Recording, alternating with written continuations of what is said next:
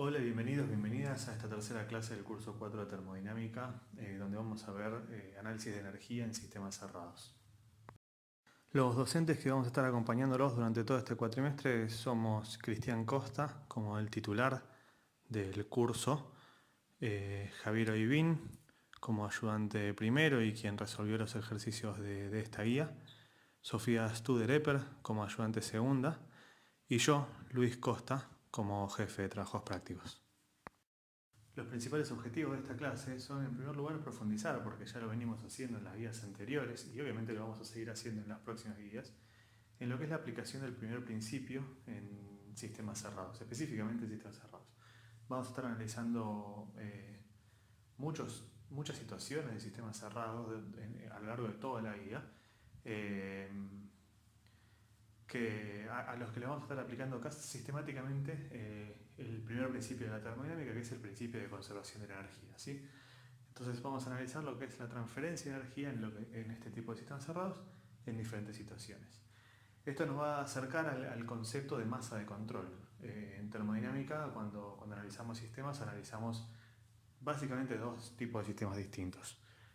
Una masa de control, que básicamente es delimitar el sistema a acotarlo a una determinada masa que va a estar evolucionando, que va a estar expandiéndose, que se va a estar contrayendo, diferentes situaciones que son características de cada ejercicio, eh, y esa es la masa a la que le vamos a estar aplicando el primer principio y la que vamos a estar analizando su evolución.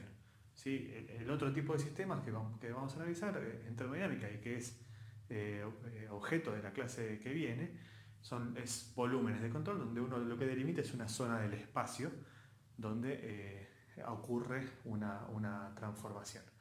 Y por último, dentro de la guía vamos a encontrar un primer acercamiento a lo que son las evoluciones cíclicas, que van a cobrar una importancia mayor más adelante dentro del cuatrimestre. En esta clase vamos a resolver de la guía 3 los ejercicios 3, 4, 6, 7 y 12. Obviamente, animándolos a ustedes a que tomen la guía y que resuelven los otros ejercicios que hay para seguir profundizando en este tema. Empezamos entonces con el ejercicio 3.3, que ahí tienen el enunciado. Pueden pausar el video, la recomendación es que pausen y lo lean en detalle y lo entiendan. Y seguimos después con el análisis, ¿sí? Que básicamente lo que dice el análisis es un ejercicio bastante simple, bastante directo. Tenemos un recipiente de 4 paredes rígidas, donde obviamente no hay flujo de masa, y esto va a pasar en toda la guía, porque estamos hablando de sistemas cerrados, y en los sistemas cerrados no hay flujo de masa. Pero también significa que tenemos un volumen específico constante, ¿no? Si tenemos, ya entendiendo el concepto de volumen específico de las guías anteriores, si tenemos 4 paredes rígidas, eso me limita el espacio y me dice que el espacio se va a mantener constante durante toda una evolución, y además, al no ingresar ni salir masa de un gas ideal como es el aire, que va a ocupar todo el volumen, entonces el volumen por unidad de masa se va a mantener constante a lo largo de toda la evolución. Por eso estamos diciendo que el volumen específico es constante.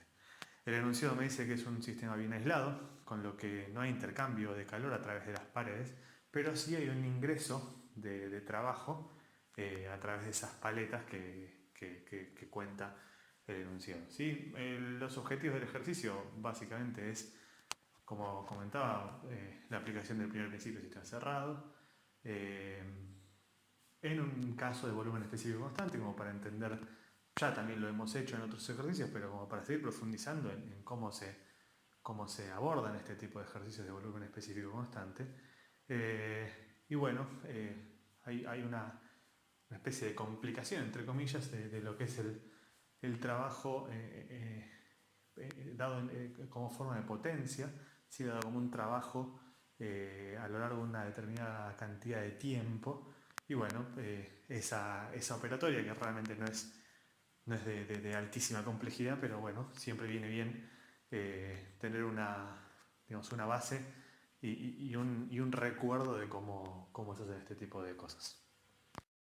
Empezando con la resolución de este ejercicio 3.3, bueno, acá proponemos una alternativa de cómo puede llegar a ser generado este trabajo que hace girar las paletas, digamos, de qué manera, quién es quien hace girar esas paletas, ¿sí? En este caso la propuesta es un peso y una polea digamos, y un sistema que genere la rotación de las paletas. Otra cosa que uno puede proponer es que está conectado a un motor que gira, y bueno, ese giro del motor hace que giren que está conectado, digamos, el eje del motor está acoplado al eje de las paletas y gira. La realidad es que formas de generar trabajo hay muchas y uno puede probar cualquiera. La realidad es que en este caso eh, nuestro sistema es el aire, digamos, la selección del sistema es el aire, y esa es nuestra masa de control, ¿sí? O sea, delimitamos nuestro sistema en todo el lugar donde haya una molécula de aire, digamos, toda la masa de aire que está dentro de este recinto cerrado. Eso va a ser nuestro sistema. A ese sistema le ingresa un trabajo a través de las paletas. Y esas paletas las hace girar algún ente, ¿sí? Aquí hay una propuesta, cada uno puede proponer lo que le parezca correcto, ¿sí? Obviamente hay propuestas correctas y hay propuestas incorrectas. La realidad es que no es necesario tampoco hacer una propuesta de dónde viene este trabajo, por lo menos no en este ejercicio, ¿sí? Como les comentaba, es un ejercicio bastante simple, bastante directo, ¿sí? Acá lo único que les pido disculpas, vamos a empezar por la parte más abajo de la resolución, que es la resolución del punto A, ¿sí? Como comentamos, en lo que es el análisis del enunciado, ¿sí? Del ejercicio y del análisis físico de lo que pasa en el proceso, el volumen específico se mantiene constante a lo largo de toda la evolución, ¿sí? Porque es un gas que ocupa todo el volumen, todo el espacio que tiene disponible, y no hay intercambio de masa, no hay entrada ni salida, entonces el volumen específico se va a mantener constante. Y ya sabemos de la guía anterior que el volumen específico es 1 sobre la densidad. Con eso calculamos el punto A, que es el volumen específico. Si saltamos después al punto B, donde nos pide calcular el trabajo, si nosotros tenemos el dato de trabajo dado en realidad en unidad de potencia, y tenemos como información también el tiempo que duró la evolución que estamos analizando, ¿sí? Son 4 watts de potencia en una hora de evolución, ¿sí? Como saben, y probablemente de física, la unidad watts es una unidad de energía por unidad de tiempo, joules por segundo, ¿sí? Entonces, haciendo la multiplicación fácil, sale el valor del trabajo en kilojoules como nos pide el enunciado, ¿sí? Y para hacer el cálculo de la variación de energía interna, hay que tener en cuenta el primer principio, ¿sí? Sabiendo que el primer principio es Q es igual a delta U, calor es igual a variación de energía interna más el trabajo, donde los tres términos entran con su signo, ¿sí? No hay ningún signo forzado en esta ecuación, no hay ningún módulo. Cada uno entra con el signo correspondiente a la convención de signos. Sabemos por el enunciado que el recipiente tiene paredes aislantes, un recipiente aislado, o sea que no hay intercambio de calor a través de esas paredes con el medio ambiente. Eso hace que el término de calor sea igual a 0. Si yo despejo entonces el trabajo, me queda que la variación de energía interna es igual a menos el trabajo. Pero, al ser un trabajo ingresante al sistema, por la convención de signos, me dice que ese trabajo que yo calculé es un trabajo que a la ecuación entra negativo. Entonces, lo que queda es que la variación de energía interna es menos el trabajo, ¿sí? Menos el valor del trabajo. ¿Está bien? Entonces la variación de energía interna es positiva, lo cual tiene sentido, ¿no? Porque si uno piensa, al ingresarle trabajo, al ingresarle energía en forma de trabajo a un sistema que no hace otra cosa, ¿sí? Que se va a mantener dentro de este recipiente cerrado, lo lógico es que su energía, su energía característica, eh, digamos, la cantidad de energía que dispone el sistema, después de que ingresa energía en forma de trabajo, sea mayor. ¿Sí? Entonces por eso es que la variación de energía interna del sistema termina dando positiva. El segundo ejercicio que vamos a resolver en esta clase es el 3.4, donde tenemos básicamente un ciclo termodinámico, que la primera evolución es una politrópica. Recordemos las evoluciones politrópicas que vimos en la clase pasada, que son evoluciones que son específicas para gases ideales, donde tiene una forma de P por B a la n es igual a constante, donde n va teniendo diferentes números. Además, la evolución es cuasi estática, en una politrópica sí o sí, digamos, es una condición de que sea politrópica. Y además, la otra condición es que el calor específico se mantiene constante en las politrópicas, ¿sí? Entonces, eso nos va a dar, digamos, el hecho de que sea la primera evolución politrópica y que sea un dato del enunciado, nos va a dar herramientas para contestar muchas cosas de este ejercicio. La segunda evolución es una isobara, ¿sí? Presión constante básicamente, es lo que está queriendo decir, y se mantiene constante en toda la evolución, de 2 a 3, y del punto 3 al 1, lo que cierra el ciclo, es una evolución isocórica, una evolución a volumen constante, ¿sí? Entonces, de nuevo, donde por dato del enunciado, a lo largo de toda la evolución, el volumen se va a mantener constante en la tercera evolución. Entonces, a partir de la primera evolución, que es una politrópica, una segunda evolución, que el enunciado nos dice que la presión es constante a lo largo de toda la evolución, y la tercera, que el enunciado nos dice que el volumen es constante durante toda la evolución, entonces no está mal hacer la consideración de que las tres evoluciones de este ciclo son evoluciones cuasi estáticas, ¿sí? Son evoluciones que se pueden representar en un diagrama, son evoluciones que pasan por sucesivos estados de equilibrio, y todos esos estados de equilibrio dependen de cada uno de los pasos, pero bueno, digamos, el primero por ser politrópica y tener una ecuación que relacione la presión y el volumen en cada uno de los puntos, y en el segundo y en el tercero la ecuación que relaciona la presión y el volumen en cada uno de los puntos es que la presión se mantiene constante y varía el volumen, y en la segunda y en la tercera que el volumen se mantiene constante y varía la presión, ¿sí? Los objetivos del ejercicio son básicamente entender y tener el primer contacto con los ciclos, recordar lo que es una evolución politrópica y lo que eso implica,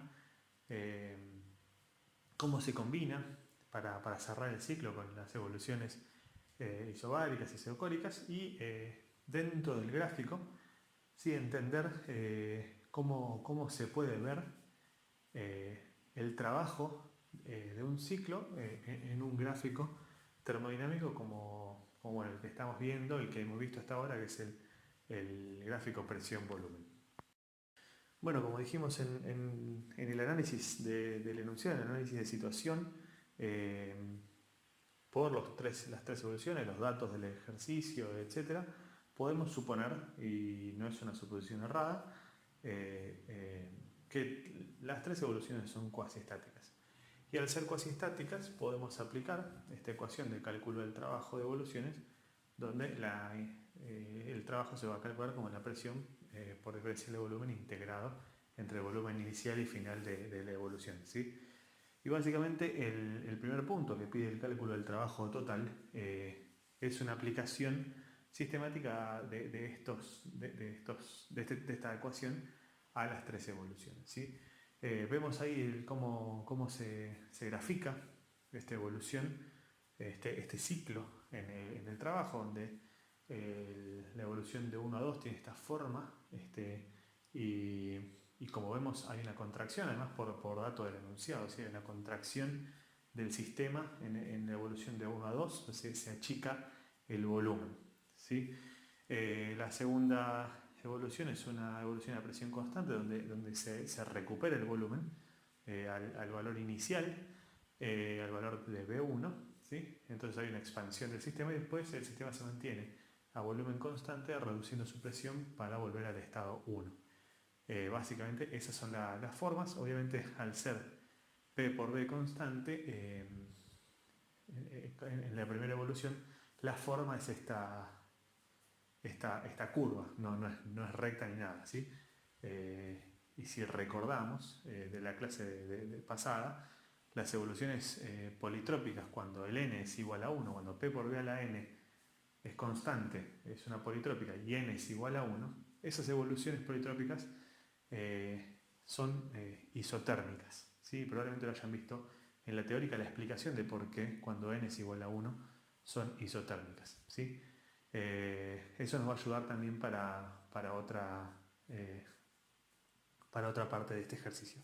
Pero bueno, lo que implica esto es que las isotermas en este gráfico tienen esta forma de hipérbolas.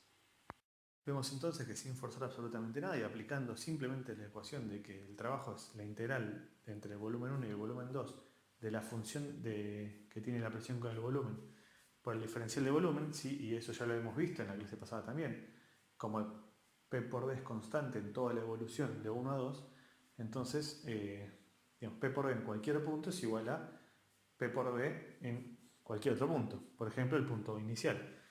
Entonces P por D en cualquier punto de evolución, genéricos, es igual a P1 por B1. Si uno despeja de ahí, pasa para el otro lado dividiendo el volumen, le queda que la presión en función de volumen es P1 por B1 sobre V. Eso está en la hoja anterior. Pero no puntualicé porque ya lo hemos visto en la clase pasada. Así se resuelve entonces la integral, que es un logaritmo, y viendo eso, el logaritmo y el hecho de que haya sido el logaritmo y que haya sido una contracción, lo que genera entonces es que el trabajo resulta dar negativo.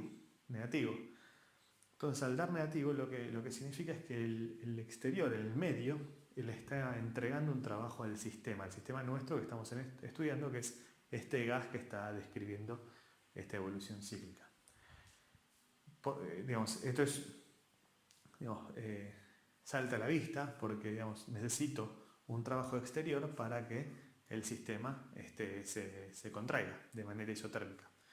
Entonces, eso es lo que está pasando y por eso el trabajo me dio negativo. Y como sabemos, la convención de signos indica que cualquier trabajo que ingrese a nuestro sistema tiene valor negativo. Ahora, cuando calculamos el trabajo 2, de 2 a 3, ¿sí? Esta evolución es isobárica. Entonces, la resolución de la integral es mucho más fácil. La presión sale hacia afuera y queda P por el delta B simple. Al ser esta una expansión, vemos entonces que el sistema hace un trabajo contra el medio. Y entonces, por convención de signos, nos da positivos y nos da positivos, sin forzar absolutamente nada. Por otro lado, la evolución que cierra el ciclo, que es la evolución de 2 a 3, es una evolución isocora. Entonces, el delta B es 0 en esta evolución. Isocora significa, recuerden, volumen constante. Entonces, P por delta B, en este caso, o la integral del diferencial de volumen en esta evolución es 0. Entonces el trabajo intercambiado en esta evolución es 0. Y por eso, termina quedando de esta forma. Si hacemos obviamente el cálculo total del trabajo, es la suma algebraica de estos tres valores, 0 más un valor negativo más un valor positivo, terminando el trabajo total. Ahora, lo importante de esto es que, el resultado, ¿no? El resultado y el signo del resultado. Cuando uno tiene un ciclo, y bueno, tampoco es en un ciclo, uno puede calcular, al ser el trabajo la integral de presión por diferencial de volumen, obviamente el trabajo se representa con un área dentro con el área debajo de la curva, ¿no? Ahora, cuando estamos hablando de un ciclo, ese área, cuando uno representa, cuando uno calcula con las áreas debajo de las curvas los diferentes trabajos, el trabajo total del ciclo termina quedando igual al área, el área que está delimitada por este ciclo, ¿sí? O sea, es el área dentro del ciclo. Ese área, si uno pudiera calcularla, va a tener el mismo valor que el trabajo, ¿sí? Y lo importante es que si el ciclo se describe en el sentido a favor de las agujas del reloj, como es este caso, el trabajo neto, el trabajo total del ciclo, intercambiado por el ciclo, es positivo, ¿sí? O sea, el sistema termina entregando un trabajo al medio si el ciclo se da de manera, en el sentido de las agujas del reloj, en este diagrama PV. En cambio, si el ciclo se diera en el sentido contrario de las agujas del reloj, el trabajo neto, el trabajo total que entrega este ciclo es negativo, entonces es un trabajo que el sistema absorbe del medio. El segundo punto, el inciso B, pide el cálculo del calor intercambiado en la evolución de 2 a 3. ¿Sí? Siendo que este es un sistema cerrado, o sea, siendo que esta es una guía de sistemas cerrados, entonces presuponemos, y no hay nada que nos indique lo contrario, presuponemos que es un sistema cerrado. ¿Sí? Entonces, la forma de primer principio que vamos a elegir es Q es igual a delta U más W. Calor es igual a variación de energía interna más el trabajo, ¿sí? Eso es aplicable a cualquier parte de la evolución, incluso a la evolución cíclica completa. Entonces, específicamente para lo que es la evolución de 2 a 3, calor es igual a calor intercambiado en la evolución de 2 a 3 igual a variación de energía interna de 2 a 3 más trabajo de 2 a 3. El trabajo de 2 a 3 ya está calculado, es una evolución isobárica y es P por el delta B y lo calculamos en el ejercicio anterior. Ahora, para calcular el calor debemos determinar cuál es la variación de energía interna específicamente en los puntos de 2 a 3. Para esto necesitamos ver el ciclo como un todo, ¿sí? Y como la variación de energía interna es una función de estado, entonces la variación de energía interna a lo largo de todo el ciclo es cero, porque sale del estado 1 y vuelve al estado 1 al describir el ciclo completo. Ahora, esa variación de energía interna a lo largo de todo el ciclo completo es además la variación de energía interna en la evolución de 1 a 2, más la variación de energía interna en la evolución de 2 a 3, más la variación de energía interna en la evolución de 3 a 1. ¿Sí? Básicamente, eso es, digamos, es una cuestión matemática, háganlo, digamos, si uno explota cada uno de esas variaciones de energía interna, los puntos intermedios se cancelan y termina quedando que energía interna de 1 menos energía interna de 1 es igual a 0, que es lo lógico. Pero esto nos sirve a nosotros para poder calcular la variación de energía interna en el tramo de 2 a 3. ¿Sí? Tenemos entonces que la variación de energía interna por el enunciado, la variación de energía interna de 1 a 2 es 0, porque nos dice el enunciado que la evolución es politrópica, donde U1 es igual a U2. ¿Sí? Entonces, el primer término de esta variación de energía interna del ciclo completo, variación de energía interna de 1 a 2, delta U 1, 2 es 0.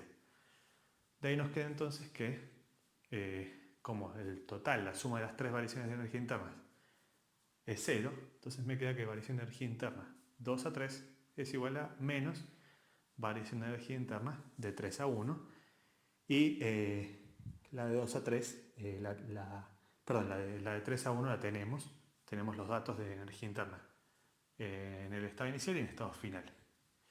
Entonces, de esa manera calculamos la variación de energía interna de la evolución 2-3, que es lo que necesitábamos para calcular el calor, que es básicamente lo que se ve ahí. ¿Sí? Pues entiendo que por ahí en palabras es un poco complejo, pero si siguen la explicación con lo que está escrito ahí, les aseguro que no se van a perder. De todas maneras, si llegan a tener alguna consulta, la hacen en el foro sin problema. Y por último, está la pregunta de si se puede decir que este gas se comporta como ideal.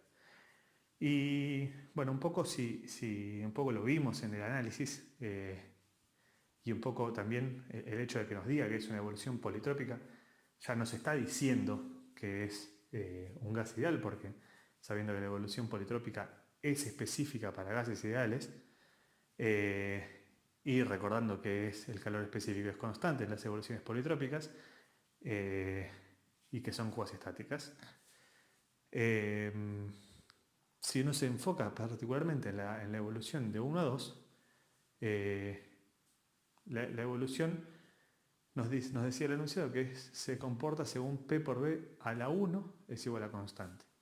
Sabiendo que las evoluciones politrópicas son cuando n en el P por B a la n, cuando n es igual a 1, lo que dijimos es una evolución isotérmica, ya nos está diciendo una cosa, ¿sí? O sea que la temperatura es constante.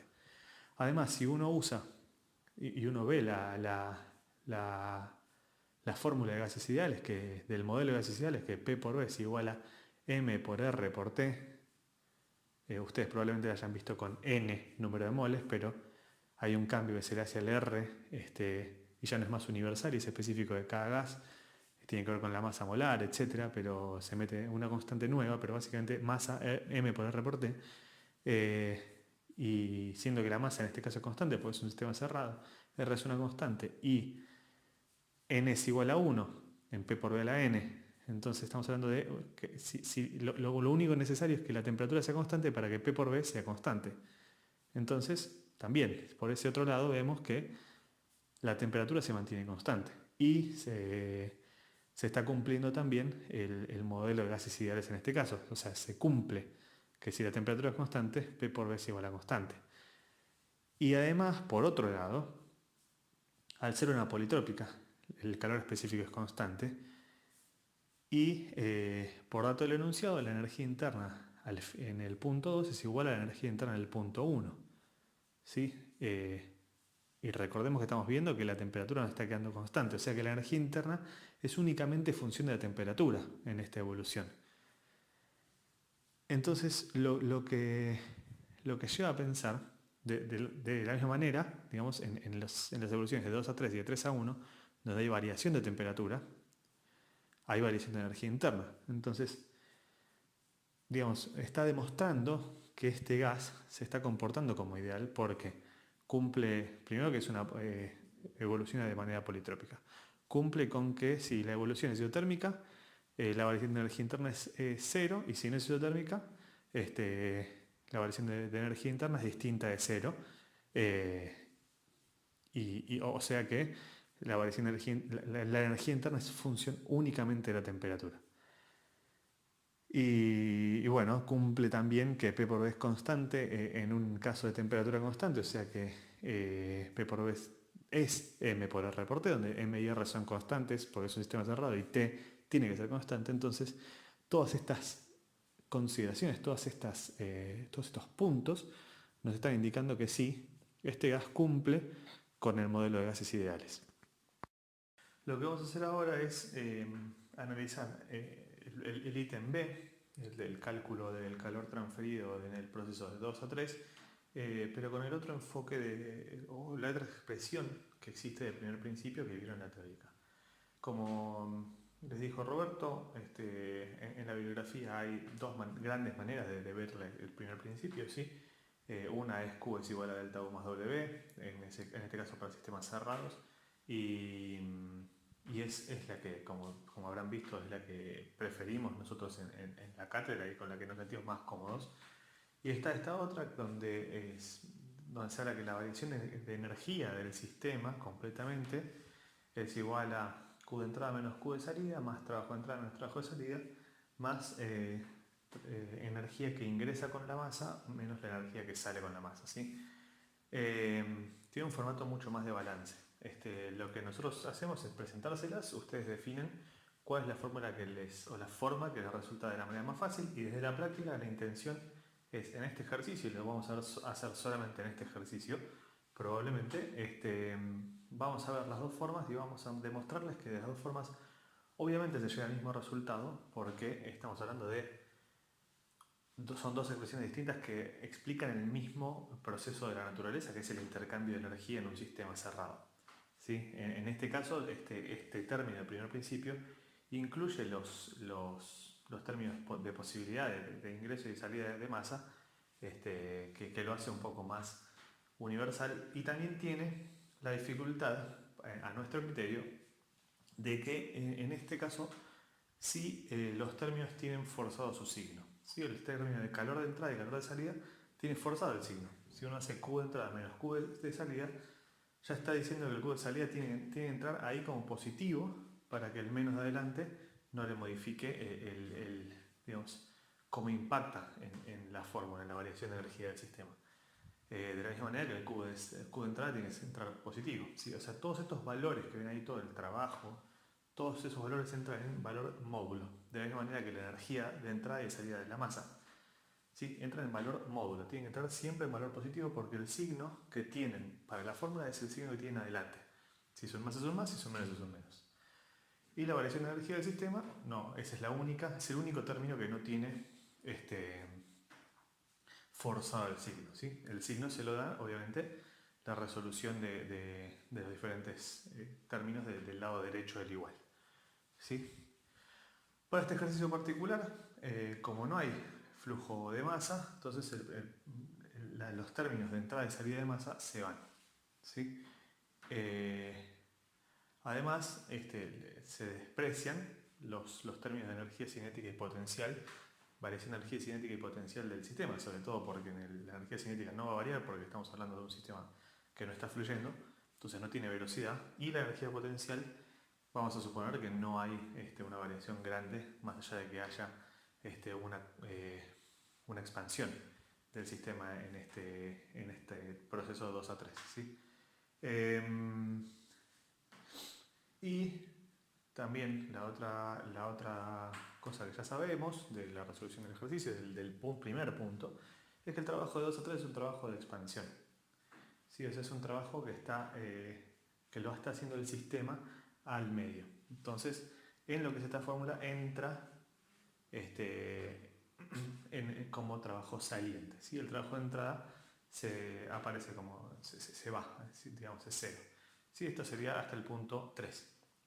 Después, una vez que terminamos eso, despejamos y si ven es exactamente la misma expresión a la que habíamos llegado antes, donde Q es igual a delta U más W.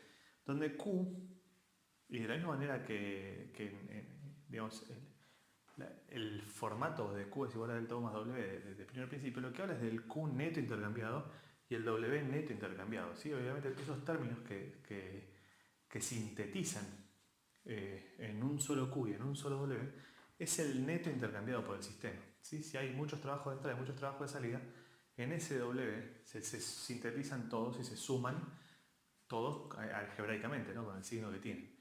De la misma manera en Q.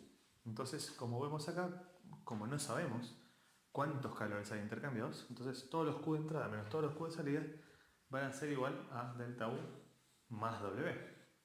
¿Sí? Porque ahora el W pasó para el otro lado y el signo le cambió.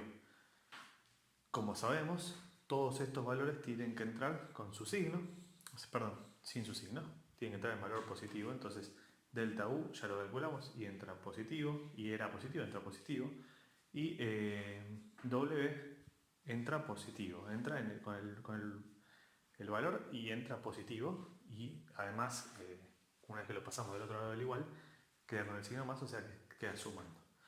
Y ahí vemos cómo exactamente nos da el mismo valor, Q de entrada menos Q de salida es igual a un valor que es positivo. ¿Podemos decir que solamente hay Q de entrada porque nos dio un valor positivo, entonces es solo Q de entrada y es ese valor? Podemos decirlo. Lo cierto es que no lo sabemos. ¿Sí? Lo cierto es que no sabemos. Lo que sí sabemos es que el neto del calor intercambiado en este sistema es positivo. Hay más calor entrante al sistema que saliente. ¿Tiene sentido? Y tiene sentido, sí, porque estamos hablando de que el proceso 2 a 3 es una expansión a presión constante. Entonces, si yo necesito expandir una presión constante, necesito que entre calor. Puede ser que haya perdido calor el sistema por las paredes, y puede ser, porque la verdad que en ningún lado me indica el ejercicio que las paredes son perfectamente adiabáticas, que están absolutamente aisladas. digamos, térmicamente.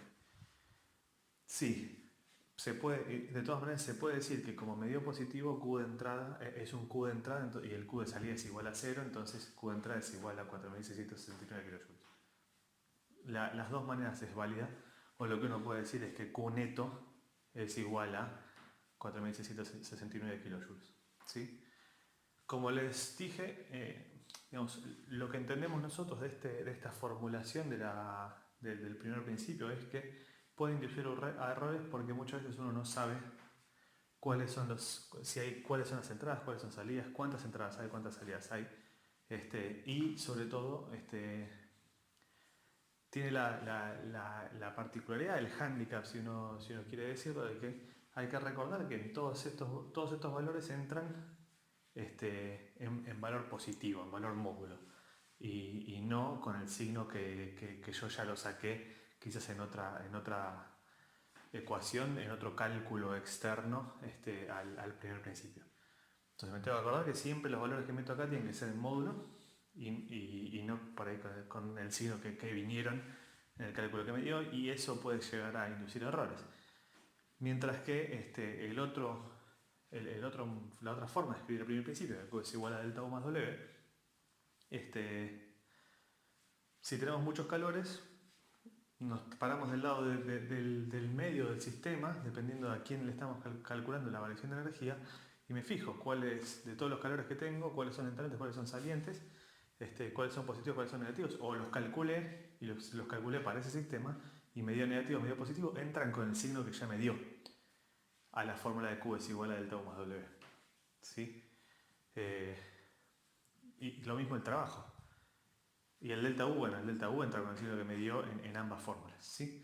Entonces por eso es que nosotros preferimos la otra fórmula a esta, pero y vamos a trabajar siempre con la otra fórmula, con Q es igual a delta U más W para sistemas cerrados, Q es igual a delta H más W para sistemas abiertos. Ustedes son libres, obviamente, de elegir el formato de ecuación que decidan, que elijan, que les resulte más cómodo. Nosotros les presentamos lo que nosotros pensamos de dificultad de ambos métodos. El ejercicio 3.6, que es el siguiente que vamos a resolver en esta clase, es un ejercicio que digamos, agrega una complejidad extra a los que venimos viendo del sistema cilindro-pistón, ¿no? En este ejercicio tenemos un cilindro y un pistón, pero el pistón está conectado a un resorte. Y esto lo que hace es que, digamos, como hay un ingreso de calor a este sistema, y se va a generar una expansión, ¿sí? Que también lo dice el problema, pero igual la lógica indica que si ingresa energía ese sistema, este gas, va a tender a expandirse. Entonces la presión que va a estar sintiendo ese gas, la fuerza que va a estar sintiendo ese gas desde arriba hacia abajo, este diagrama de cuerpo libre que vimos en no me acuerdo si la primera o la segunda clase o en ambas, la fuerza que está sintiendo el gas va evolucionando con el tiempo. Entonces no es digamos, esa complejidad va evolucionando con la evolución justamente. A medida que se va moviendo el pistón hacia arriba, el resorte se va comprimiendo y la K del resorte, que es dato, va haciendo que el resorte quiera expandir, quiera volver a abrirse hacia abajo. Entonces, bueno, esa fuerza hacia abajo que está ejerciendo el resorte es un tema que bueno, el gas es una fuerza más que el gas tiene que superar al hacer trabajo hacia arriba. El estado inicial, por dato del problema, es un estado de equilibrio mecánico donde el resorte está en reposo, o sea que la K no está ejerciendo ningún tipo de acción. Entonces eso lo que me dice es que estamos en equilibrio mecánico, estamos en equilibrio de presiones, y la presión inicial del gas es, como ya vimos en los otros ejercicios, por diagrama de cuerpo libre, por balance de fuerzas, etc. la presión que siente el gas es igual y contraria en signo a la presión que hace el pistón hacia abajo con su peso. Eso en el estado inicial. Y en el estado final lo que estamos hablando es de una foto en el momento en el que el pistón llega hasta los topes, ¿sí? O sea, hay una limitación en el movimiento vertical del pistón, hay unos topes que nos dicen a qué distancia está, qué recorrido hizo ese pistón. Y bueno, llega ahí a los topes y sacamos una foto y ese es nuestro estado final. ¿Por qué hablamos de una foto y no de un estado de equilibrio? Bueno, porque en ese estado no necesariamente el gas esté equilibrado. Eso es un equilibrio forzado. Un estado digamos, un equilibrio forzado por los topes y digamos, nada nos dice que esté en equilibrio, nada nos dice que el resorte no quiera volver a expandirse para volver a su situación de equilibrio, que es completamente estirado, o sea, donde llegar a la posición cero nuevamente y volver a comprimir el gas. Entonces, el equilibrio final en realidad no es una situación tal de equilibrio, sino que es una foto, un estado final, ese punto, ¿sí? Después el sistema puede seguir evolucionando probablemente hacia una compresión del gas por parte del resorte que está haciendo fuerza al pistón hacia abajo. Los objetivos de este ejercicio están claros, ¿sí? O sea, es el trabajo en un cilindro pistón con una fuerza variable sobre el gas y obviamente combinarlo con la aplicación del primer principio y el cálculo de las propiedades termodinámicas, el calor intercambiado, etc. El trabajo, cómo hacer esta combinación, cómo entra esta combinación en esta nueva configuración de ejercicio. Bueno, y empezamos el cálculo del ejercicio con el punto A, donde bueno, el cálculo de la presión inicial, como ya dijimos, al estar en un equilibrio mecánico, en el estado inicial, la presión inicial del gas es igual a la presión que ejerce el pistón sobre él. Entonces, con los datos que están en la figura, que es una figura que sí es importante decirlo, dentro de lo que es la guía de ejercicio está un poco más abajo, está en la hoja siguiente, la figura esa que copié en el enunciado en la diapositiva anterior. Pero bueno, ahí están todos los datos geométricos del pistón, está el peso, está la superficie, entonces con eso podemos calcular la presión que ejerce el pistón hacia abajo, acordándose que la presión total que siente el gas no es solamente la que ejerce el pistón disco sólido, sino que es además hay que sumarle la presión atmosférica, que bueno, en este caso digamos, se considera 100 kilopascales, ¿sí? Sabiendo que son en realidad 101.3, pero bueno, es una consideración, es una aproximación válida. En el punto B, que nos pide calcular el trabajo, en esta explicación inicial, en esta parte de la resolución que sigue en la siguiente hoja, lo que decimos y lo que es importante recalcar y recordar es que el trabajo que ejerce el gas al expandirse es contra dos fuerzas. De nuevo, lo que decíamos en la parte anterior, en el análisis del enunciado. Es contra una fuerza que es constante, que tiene que ver con el peso del pistón, que es el peso del pistón hacia abajo, y una fuerza que es variable con la posición, que es la fuerza que ejerce el resorte hacia abajo por querer volver a expandirse. Así que bueno, seguimos en la siguiente diapositiva con la resolución del trabajo. Seguimos entonces y el cálculo de la parte del resorte, o sea, el trabajo total que hace el gas para expandirse, es igual a la suma de los trabajos que hace para expandirse contra el resorte solo y el trabajo que hace para expandirse contra el pistón solo. ¿Sí? Empezamos por el resorte y ese trabajo es un trabajo, se calcula con la integral de la posición. Esto sí sale de los conocimientos que tienen de física 1. ¿Sí? La integral de 0 a x de k por x. Y en segundo lugar está el cálculo del trabajo hecho contra el pistón. ¿Sí? Acá, y es importante que se refieran a la columna derecha, donde está la justificación, porque esto sí es muy, muy importante, ¿sí? Acá no podemos decir, no hay nada que nos haga decir que esta expansión se hace en sucesivos estados de equilibrio. Absolutamente nada. Es un calor que ingresa y no hay nada que nos indique que la presión del gas esté pasando constantemente por estados de equilibrio, como por ejemplo en la clase pasada, que nos decía que la presión se mantenía constante durante toda la evolución. Acá no. Además que no se mantiene constante, pero tampoco nos dice que está en equilibrio con el, con el, con el medio, ¿sí? El sistema. Entonces, lo que podemos hacer es, cuando calculamos el trabajo que ejerce el gas sobre el pistón, nuestro sistema es el gas, nuestro medio es el pistón, ¿sí? Entonces, el trabajo que hace el gas contra el pistón es igual a menos el trabajo que recibe el pistón del gas, ¿sí? Siendo el pistón en el medio.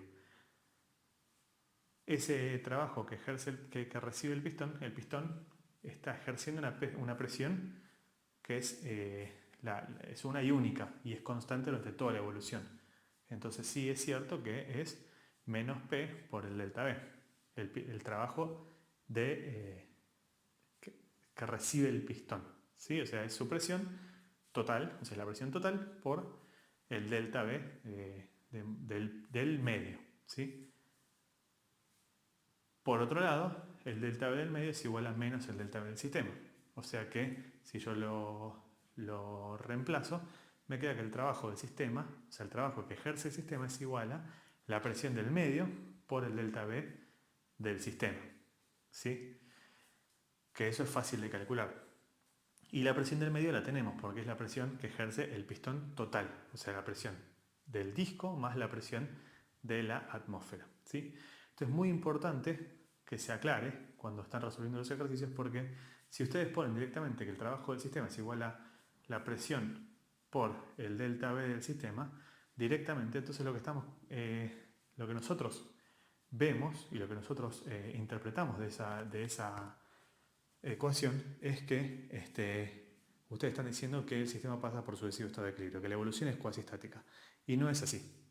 ¿Sí? Entonces hay que irse a una evolución que sí sea cuasi estática y resolver el trabajo de esa manera. Y esta es una resolución absolutamente válida. ¿Sí? Al fin y al cabo, la resolución termina siendo, el trabajo total termina siendo la suma de los dos. ¿Sí? Y por último, bueno, teniendo el delta U con el primer principio aplicado al sistema, Q es igual a delta U más W y al fin y al cabo termina dándonos el calor intercambiado, que es lo que nos pide el ejercicio. Continuamos ahora con el ejercicio 3.7, donde bueno, tenemos un tanque que está aislado, o sea que no permite el intercambio de calor con el exterior, que está inicialmente dividido con un tabique que en una parte tiene agua en estado subenfriado, que nos da los datos de presión y temperatura para buscarlo, y en la otra parte del tanque está inicialmente vacía, ¿sí? Hay vacío. Y la evolución consiste básicamente en retirar el tabique, retirar la división, y eso hace que caiga la presión del sistema y bueno, esa caída de presión genera una evolución en lo que es agua líquida que tenemos en el estado inicial. ¿Sí? En esta caída de presión no hay un trabajo involucrado. O sea, tampoco hay, digamos, no es una expansión, digamos, cuesta un poco no adelantarse, pero bueno, si uno entendiendo que al agua líquida, como un estado muy cercano al borde de la campana, un estado muy cercano al saturado, cuando uno hace un bajón de presión, cuando uno lo expone a un vacío, obviamente va a haber lo que se llama un flasheo, que es una evaporación de parte de esa agua líquida, ¿sí? Va a entrar dentro de la campana, ese es lo más probable. Sí, entonces eso sería como una expansión, ¿sí? Porque el agua, parte de las moléculas de agua van a estar en estado de vapor y ese estado de vapor va a ocupar todo el volumen. Entonces el agua líquida va a pasar de, si uno ve la sustancia agua, el sistema agua, que es lo que vamos a elegir como sistema para la resolución de este ejercicio, inicialmente está en la parte donde hay solamente agua líquida y en el estado final está ocupando todo el volumen, o sea, hay una expansión, ¿sí? Pero esa expansión no conlleva ningún trabajo. ¿Por qué? Porque se está expandiendo contra el vacío. Sí, esa es una de las partes importantes de este ejercicio, entender la expansión contra el vacío. Y la otra parte es ejercitar los sistemas cerrados con fluidos en cambio de fase como es este caso. Así que ya lo hemos hecho en otras guías, pero bueno, este es un ejercicio más. Bueno, para caracterizar, para caracterizar el estado inicial de nuestro sistema, obviamente lo que vamos a tener que hacer es ir a una tabla de propiedades termodinámicas del agua, ¿sí? Las opciones que tenemos son básicamente dos. Una es ir a la tabla de líquido subenfriado, donde probablemente la cantidad de puntos que tengamos sea poca, y tengamos que hacer una interpolación para llegar a encontrar exactamente la combinación de presión y temperatura que nos pide el enunciado, que nos da el enunciado, ¿sí? En segundo lugar, y lo que acá se propone, lo que propone Javier en su resolución, es modelar el líquido subenfriado como un líquido saturado, ¿sí? Utilizando como parámetro principal para buscar los datos y para ir a la tabla, la temperatura, ¿sí? Porque uno sabe que no es la presión la que determina o la importancia en lo que es un líquido subenfriado, sino su temperatura para las propiedades.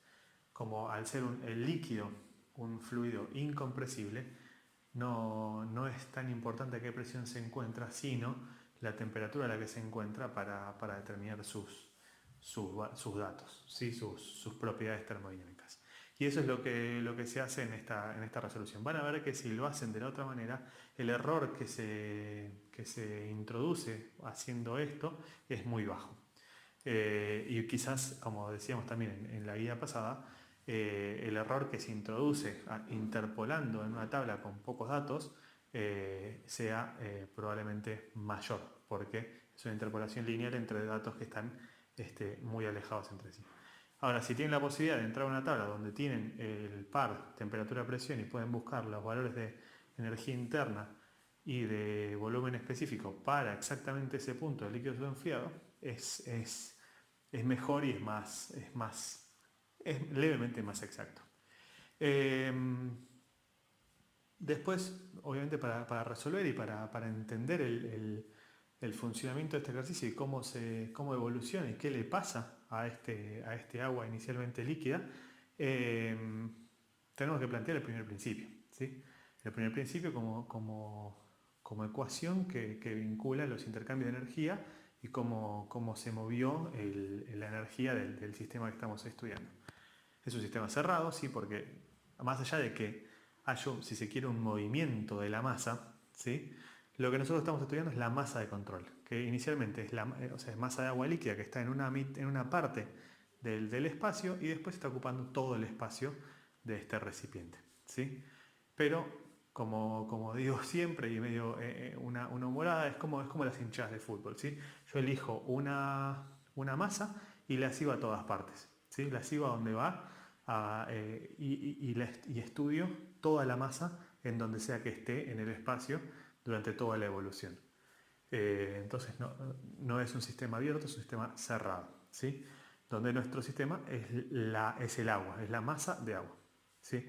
Entonces Q es igual a delta U más W, donde, sabiendo que no hay intercambio de calor, porque es un sistema, el recipiente está aislado, entonces calor es igual a cero, y sabiendo que al expandirse contra un vacío no hay trabajo necesario para hacer esta expansión. Entonces, trabajo es igual a cero. Entonces lo que me dice básicamente esto es que la energía interna del agua en el estado inicial es igual a la energía interna en el estado final. Hecho esto y teniendo el par energía interna, porque lo vimos en la tabla para el estado inicial, y presión final, que es dato del enunciado, entonces podemos ir a buscar el estado final, ¿sí?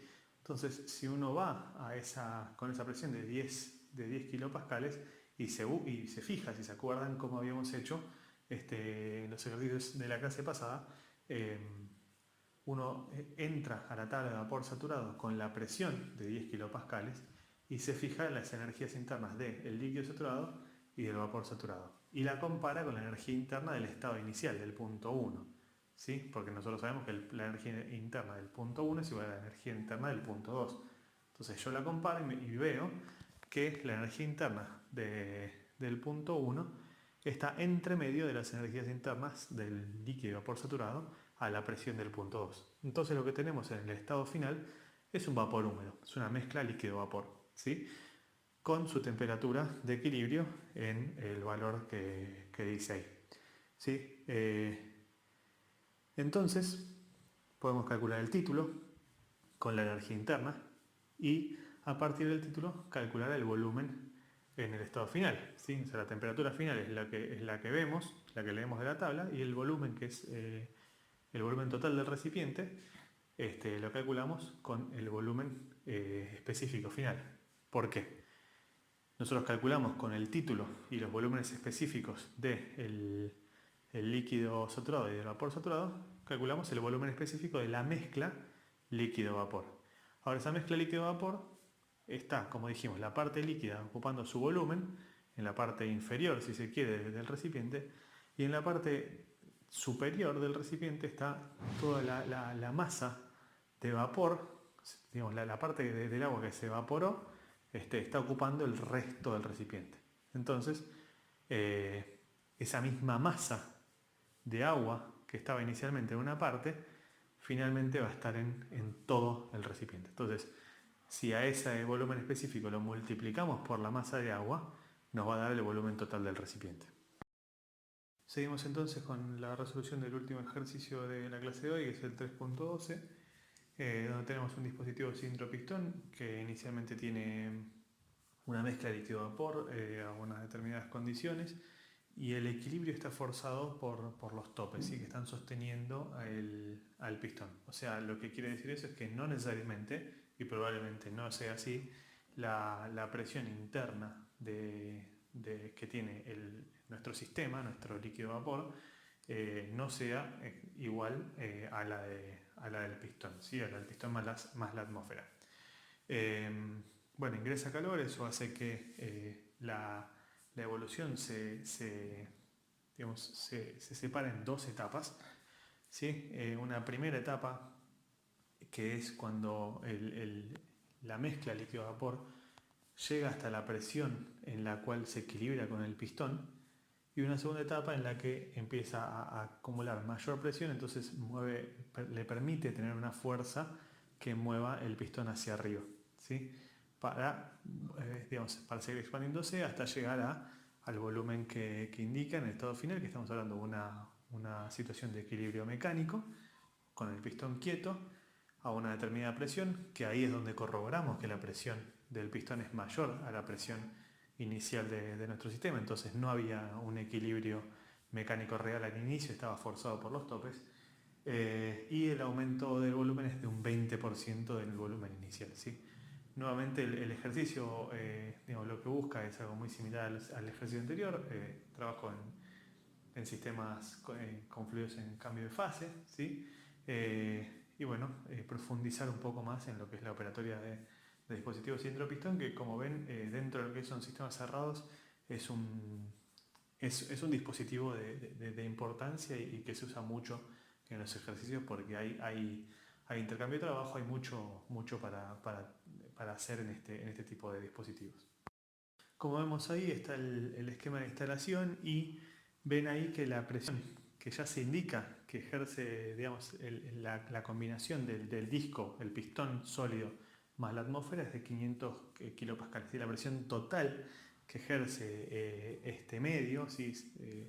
Pistón más ambiente, es de 500 kilopascales. ¿Por qué? Porque el estado final es un estado de equilibrio, como dijimos en la explicación, y por dato del enunciado la presión en estado final es de 500 kilopascales, ¿sí? Bueno, buscamos los valores en la tabla de vapor húmedo. Buscamos los valores del estado inicial, presión, a partir de la presión, perdón. Buscamos la temperatura, el volumen específico del estado vapor saturado, el estado líquido saturado también, ¿sí?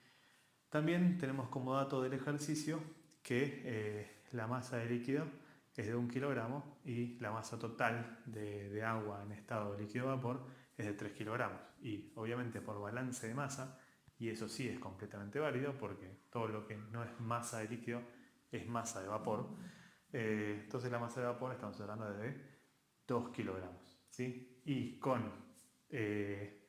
sabiendo que el vapor está en estado de vapor saturado y el líquido está en líquido saturado, si multiplicamos esas masas por los volúmenes específicos, podemos calcular el volumen total que ocupa cada una de esas partes de nuestro sistema en equilibrio líquido-vapor. Y ahí también pasa, y es cierto, que cuando estamos hablando de un recipiente que inicialmente estamos hablando siempre en el estado inicial que está quieto. Inicialmente un recipiente de volumen total constante o que es determinado, no constante porque no hay movimiento, entonces el volumen total del recipiente va a ser la suma del volumen que ocupa el líquido saturado más el volumen que ocupa el vapor saturado, ¿sí? Y es básicamente esa suma que se ve ahí, ¿sí? Y en el estado final, como sabemos por dato del enunciado, el volumen final es 1.2 veces el volumen inicial y simplemente multiplicarlo por 1.2.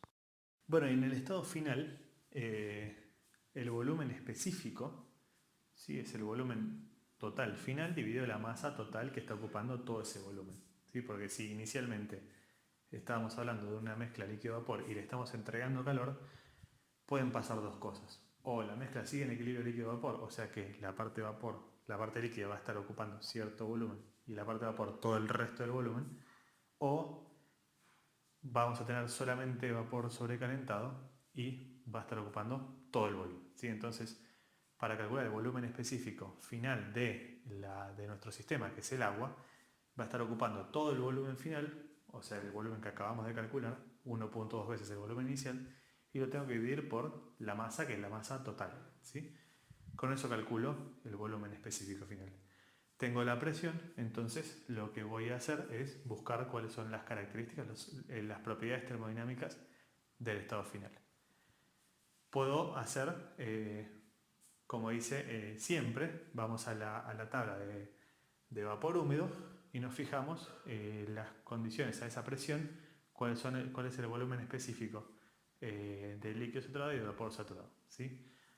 Como vamos a poder ver, el volumen específico del vapor saturado a la presión de 500 kilopascales es menor que el volumen específico que acabamos de calcular.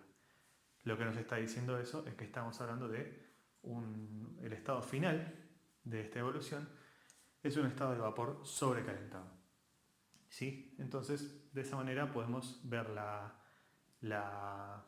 temperatura en la tabla de vapor sobrecalentado entrando con el volumen específico y la presión. Y después, bueno,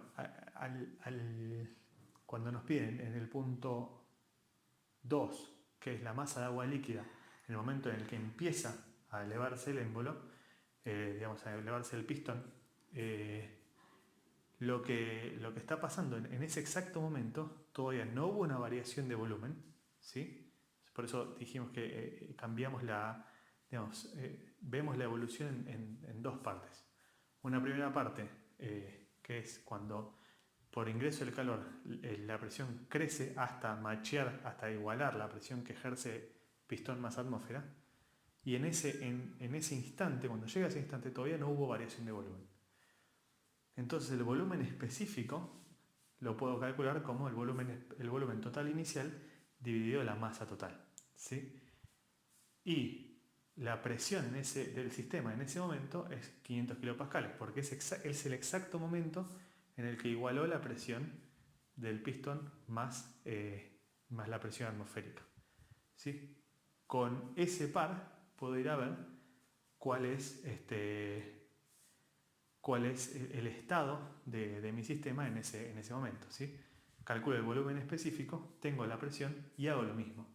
voy con la presión de 500 kilopascales, me fijo el volumen específico del líquido saturado y vapor saturado, lo comparo con el volumen específico que acabo de calcular y me da que el volumen específico que acabo de calcular es mayor que el volumen específico del vapor saturado a 500 kilopascales. ¿Sí?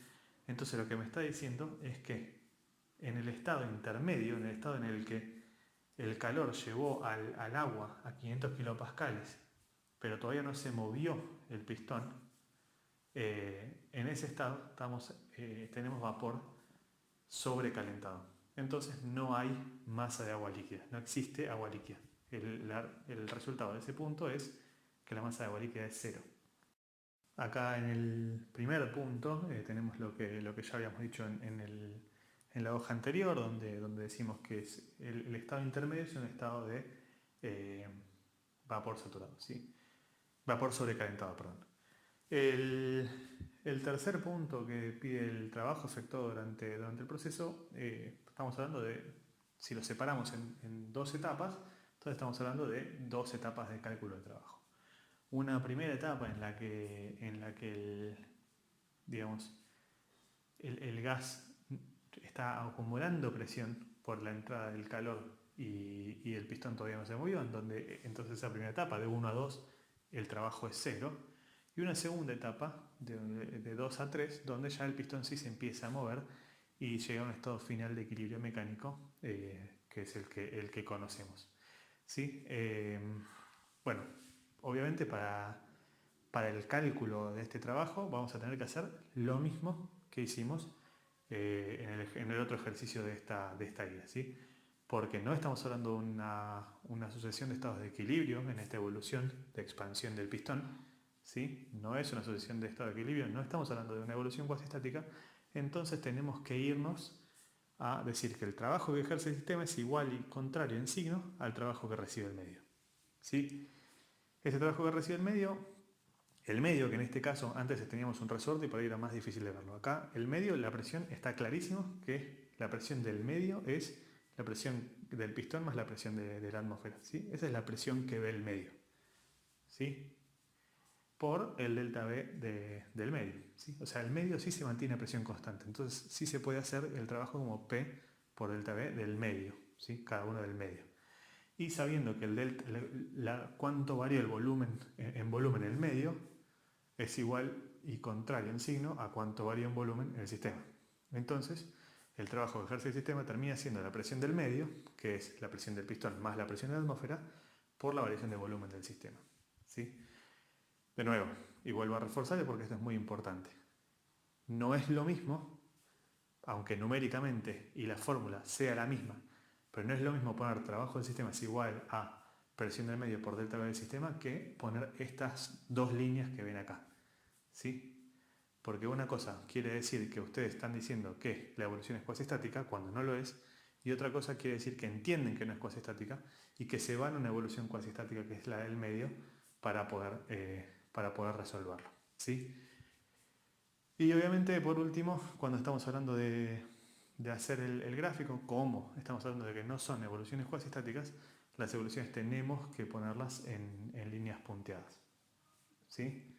Eso es importantísimo, porque no hay nada que nos diga que de 1 a 2 y de 2 a 3 las cosas se movieron como nosotros decimos que se movieron. Bueno, con esto terminamos los ejercicios de esta tercera guía. Bueno, esto ha sido todo por hoy. Si tienen alguna consulta con respecto a cualquiera de los ejercicios que resolvimos en esta clase, vamos a estar abriendo temas de discusión en el campus para que todos tengan acceso a las preguntas de todos y se parezca lo más posible a una situación de clase en la que uno levanta la mano y hace la pregunta, todos la escuchan, todos escuchan también la respuesta y así generamos esa dinámica de aprendizaje conjunto, ¿sí? Entonces vamos a estar generando temas de discusión para que cada uno pregunte por cada uno de los ejercicios que resolvimos en esta clase y tema de discusión extra para los otros ejercicios de la guía que pueden surgir como consultas. háganlas, aprovechen el tiempo y aprovechen para hacer las consultas ahora, que como siempre decimos, no hay preguntas tontas. Sí pasa que hay respuestas tontas y en general pasan en los exámenes y es lo que queremos evitar, ¿no? Queremos evitar que lleguen hasta la situación de examen con dudas y sea ese el momento en el que aparecen esas dudas. ¿Sí? Las dudas tienen que aparecer en clase y tienen que hacerlas a los docentes para poder aprender, como contábamos, para poder entender lo que hacemos y poder tener el conocimiento necesario para aprobar el examen.